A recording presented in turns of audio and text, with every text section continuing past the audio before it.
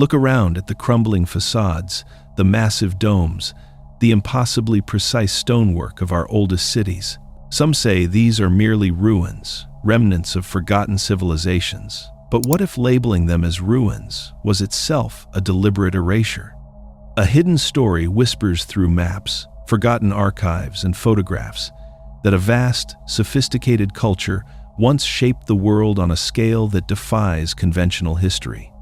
Modern digital obsession amplifies this narrative, turning curiosity into viral sensation.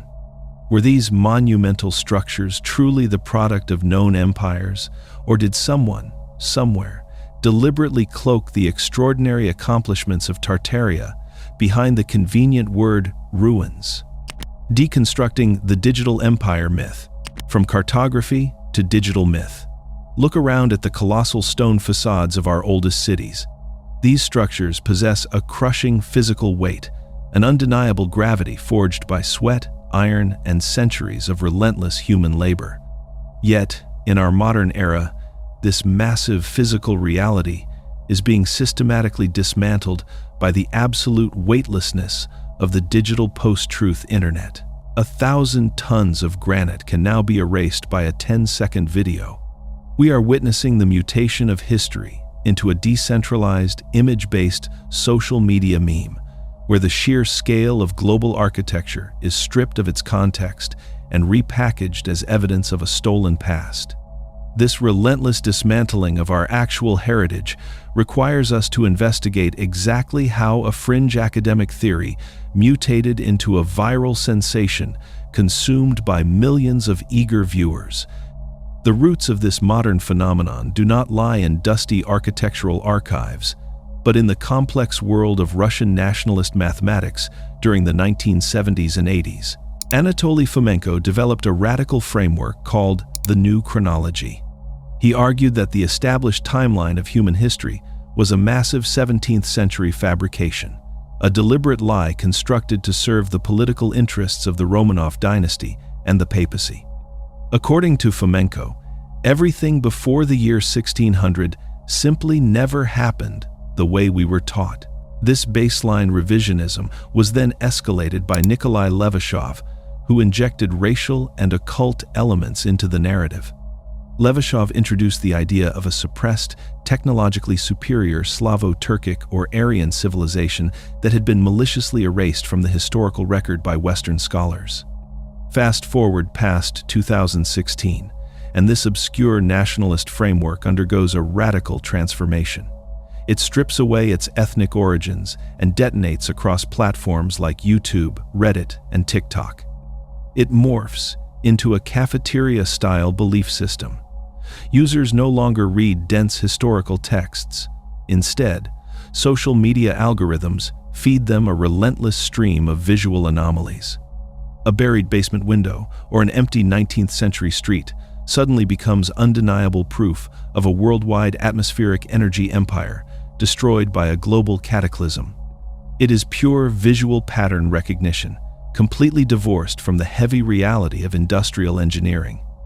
To ground this floating digital myth, we must confront the cartographic reality of the word Tartary itself. Believers point to old maps as their ultimate proof, claiming an entire unified state was written out of existence. The semantic breakdown of the term reveals a far more pragmatic truth. The word comes from the Latin Tartaria, a modification of Tatar, used to describe the nomadic peoples of the Asian steppes. European cartographers added an extra R to evoke the Greek Tartarus, the mythological realm of torment, reflecting their deep anxiety about these uncharted, expanding frontiers. When Abraham Ortelius published his 1570 atlas, he labeled the massive, unexplored expanse of Asia as Tartaria. This was not a political nation, it was a cognitive placeholder for the unknown. As the centuries progressed, physical exploration replaced fearful guesswork. The expeditions of Egor Meyendorff and Alexander von Humboldt brought precise geographical data back to Europe. The giant blank space of Tartary was meticulously subdivided into Muscovite, Chinese, and independent administrative regions. The map changed not because an empire was maliciously buried in mud, but because human beings finally walked the terrain and mapped the reality of the earth. The global neoclassical industrial flex. Look closely at the grand columns, sweeping pediments, and massive domes that dominate the centers of nearly every major city on Earth.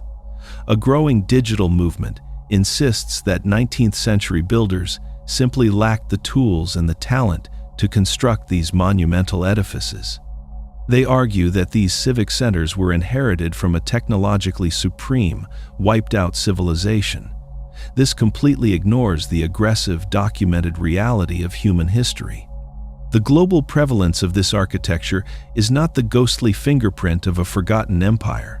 It is a deliberate, highly calculated global flex of Enlightenment ideals backed by brutal industrial mobilization.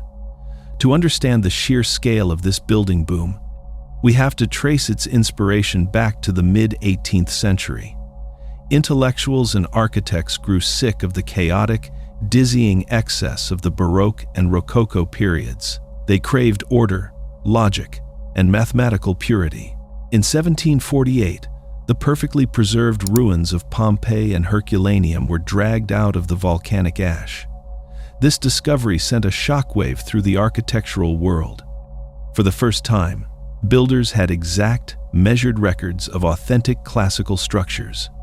A fierce desire to physically recreate the terrifying grandeur of the ancient world took hold of the global elite. This classical revival quickly became a tool for imperial and national branding.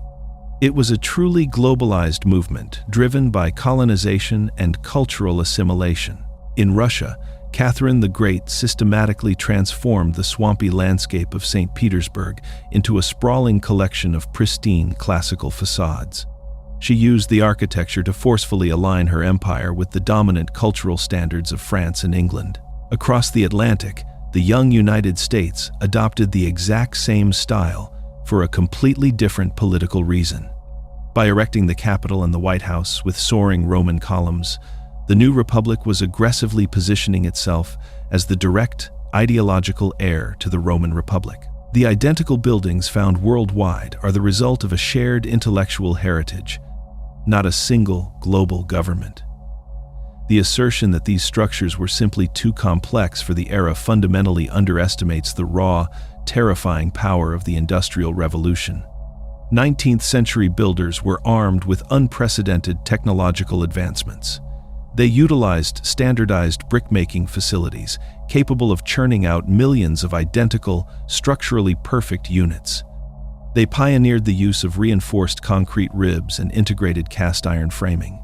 These innovations allowed them to construct massive, cavernous domes and towering facades with a speed and structural integrity that ancient builders could never have imagined. But the true engine behind this architectural explosion was not a mysterious atmospheric technology. It was human muscle. The Gilded Age was defined by an endless supply of cheap, expendable labor, mobilized on a scale unseen since the days of the pharaohs.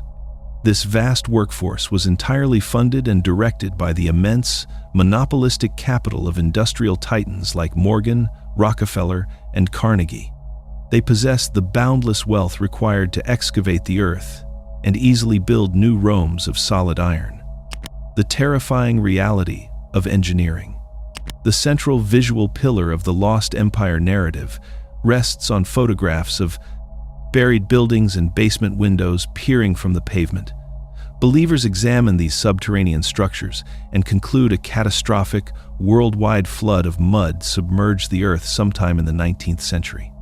The actual historical record ignores a conspiratorial deluge and plunges straight into the gritty, awe-inspiring, and frankly terrifying realities of 19th century urban sanitation and massive infrastructure engineering. Before the availability of reliable electric lighting, plunging a building deep into the earth created a dark and suffocating void. Architects solved this fundamental problem through the necessity of the light well. These vertical shafts, called areaways, acted as passive conduits for natural ventilation and illumination. Builders lined these subterranean trenches with highly reflective glazed bricks to bounce sunlight into lower levels and capped them with heavy iron grates at street level to keep pedestrians from plummeting into the void. These basement windows are not buried remnants of a drowned civilization, but rather an ancient, highly practical technology designed to make lower floors habitable. A far more dramatic explanation for buried architecture lies in the physical raising of entire metropolitan centers. In the 1850s, Chicago was essentially a sinking swamp, sitting just a few feet above the water level of Lake Michigan. The total lack of drainage turned the streets into impassable rivers of sludge and created the perfect breeding ground for disease. An 1854 cholera epidemic swept through the marshy city and eradicated 5% of the entire population. To install a functional modern sewage system and stop the dying, city planners made the staggering decision to physically raise the entire grade of Chicago by 4 to 14 feet. This was an engineering feat of mind-boggling scale and raw human muscle. A young engineer named George Pullman cemented his legacy by lifting an entire half-block of massive masonry buildings along Lake Street all at once. He deployed 6,000 jack screws and positioned 600 men in the subterranean mud. Working in perfect unison on a single synchronized signal, this underground army turned the screws and slowly forced thousands of tons of brick and stone into the air. The eminent Tremont House Hotel was raised inch by inch over several days, while oblivious guests continued to dine and sleep inside. Decades later, another crisis forced a similar architectural marvel on the West Coast. Following the devastating Great Seattle Fire of 1889, the city had an opportunity to fix a critical sanitation failure. High tides routinely caused the municipal drainage system to back up, transforming household toilets into geysers of raw sewage. Instead of digging down, Seattle built soaring retaining walls and paved over the gaps, raising the new street level by a staggering 22 feet. Eager to resume commerce during construction, shop owners rebuilt on the original low ground, forcing citizens to climb tall ladders to descend from newly elevated sidewalks to buy daily goods. The grand illusion of fairs. Look closely at the incredibly staggering photographs of the late 19th century international expositions. A massive, growing digital community stares at these sprawling, immaculate neoclassical fairgrounds and violently declares them to be ancient capital cities. They find it completely inexplicable that ordinary human beings could erect such magnificent civic centers in record time and then ruthlessly demolish them within weeks of the closing ceremonies. They wrongly assume these grand pavilions were ancient remnants rebranded for a single summer and then systematically destroyed to hide the truth. The historical reality exposes a far more fascinating architectural deception. These monumental structures were never built to last. They were the ultimate grand illusion, highly flammable decorated sheds constructed strictly for maximum global spectacle at the absolute minimum cost. The great mystery of the 1893 Chicago Exposition, famously known as the White City, is instantly solved by understanding a singular building material called staff. These towering Roman columns and sweeping archways were not carved from solid marble. They were cheap, temporary theater sets. Builders utilized a flexible mixture of powdered gypsum, alumina, glycerine, and coarse burlap fibers. This lightweight concoction was poured into molds and then applied in shell-like sheets, barely half an inch thick, directly over rough wooden and steel scaffolding. It was a fragile skin painted bright white to catch the glare of thousands of electric lights. The swift and systematic demolition of these fairgrounds was never a malicious historical cover-up. It was driven entirely by ironclad contracts and aggressive urban economics. The massive Chicago Fair was erected on leased municipal land in Jackson Park, which legally had to be cleared and restored immediately after the event. Bureaucrats prioritized cheaper construction methods specifically to guarantee maximum salvage value, quickly selling off the underlying steel trusses to scrap yards once the crowds vanished.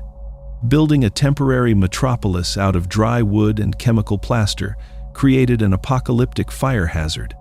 In July 1894, careless squatters ignited a massive blaze that rapidly incinerated much of the abandoned Chicago fairgrounds.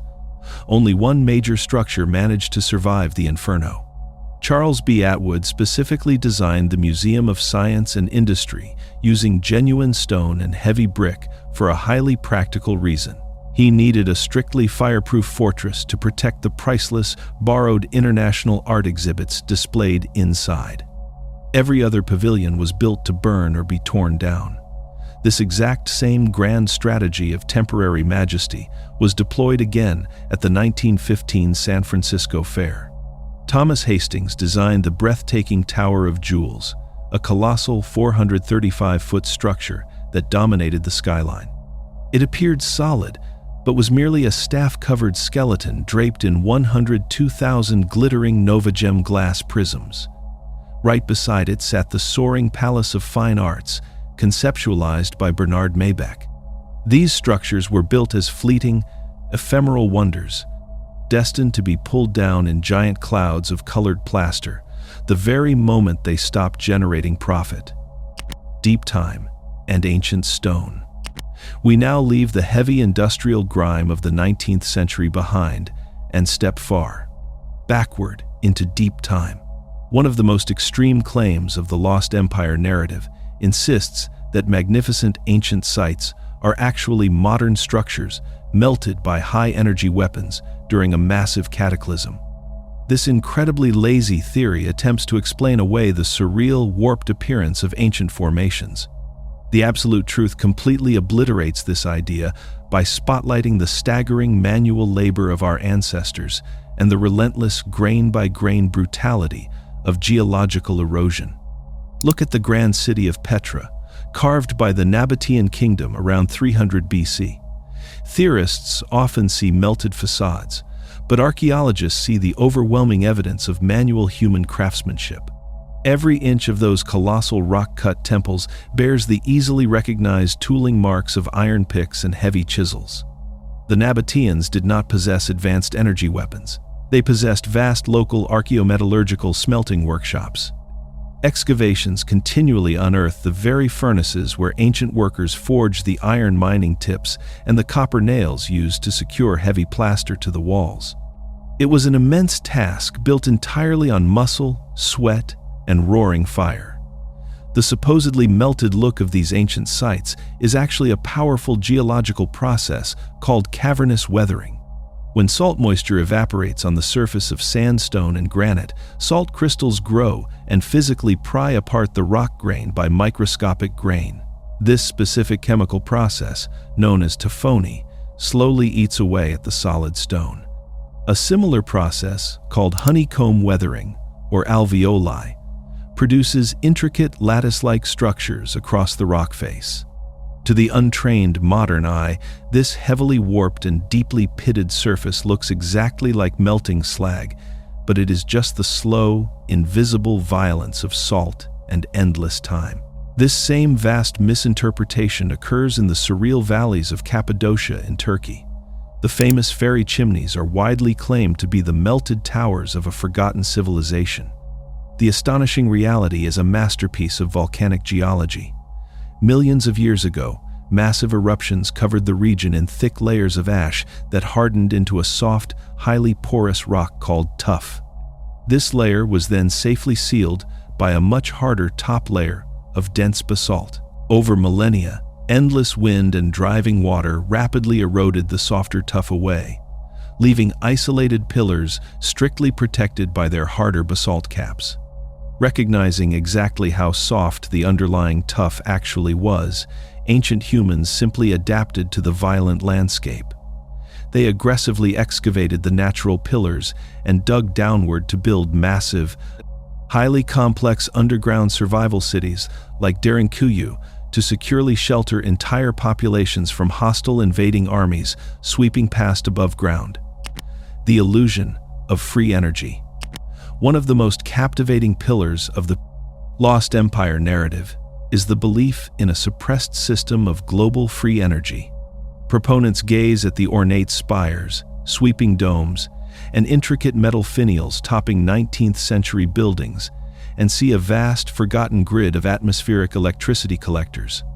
They argue this mysterious antiquitech powered a utopian society until corporate greed deliberately destroyed it.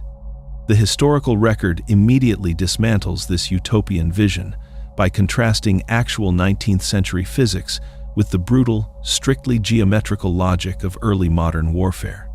Those elaborate metal points reaching into the sky were not harvesting ambient power from the ether.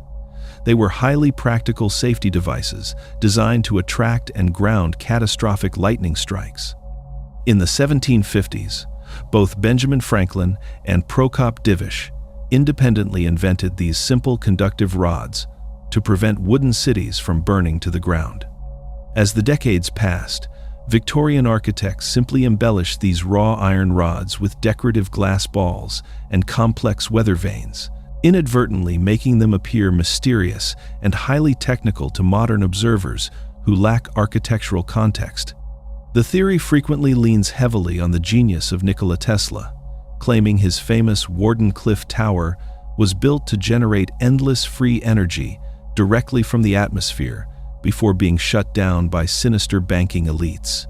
The reality of his ambition was entirely different. Atmospheric electricity absolutely exists, but it possesses extremely low power density, rendering it utterly useless for significant industrial or domestic application. Tesla was attempting wireless transmission, not wireless generation. He still required a massive, conventional coal-fired generator to produce electricity. His ultimate flawed innovation was an attempt to bounce that immense power through the Earth's ionosphere. A similar misunderstanding fuels the myth surrounding the geometric perfection of the global starfort. Believers argue these intricate, star-shaped structures were built as giant frequency resonators to generate healing energy or power entire regions.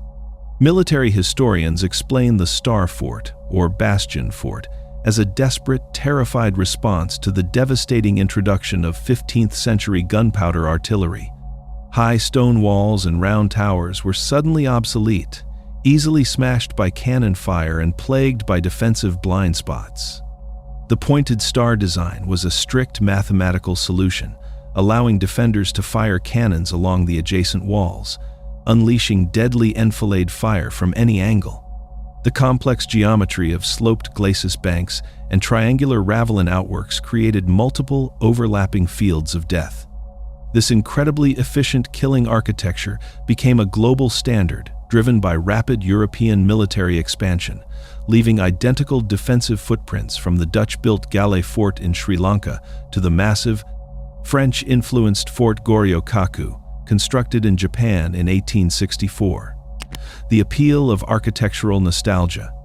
To truly understand the explosive rise of this digital myth, we must step back and diagnose the profound modern anxiety that birthed it in the first place. The Lost Empire narrative is not simply an intellectual failing or a lack of basic education. It is a desperate, passionate, and highly coordinated rebellion against modern austerity. It represents a deep-seated nostalgia for a grand, utopian past that never actually existed anywhere on Earth. When adherents look around our sprawling contemporary cities, they experience a visceral, immediate aesthetic backlash against the perceived bleakness and absolute sterility of brutalist and modernist architecture. We live in an era defined by value-engineered construction, where skyline after skyline is dominated by identical towers of flat glass and gray steel. By actively attributing the sweeping, heavily ornamented pre-modern buildings to a completely forgotten and magical civilization, eager believers find a powerful, unified way to express their overwhelming dissatisfaction with the cheap, disposable concrete boxes of the present day. They look at a meticulously carved stone facade and feel a profound sense of loss. This theory effectively channels a broader, overwhelming societal anxiety over the rapid, soul-crushing commodification of modern culture, offering a comforting alternative where beauty was once a global standard rather than an expensive luxury. This raw aesthetic rebellion is then weaponized by the post-truth digital environment. We are witnessing the rapid birth of a global conspiracy without a foundational theory, entirely driven by the relentless pace of short-form media.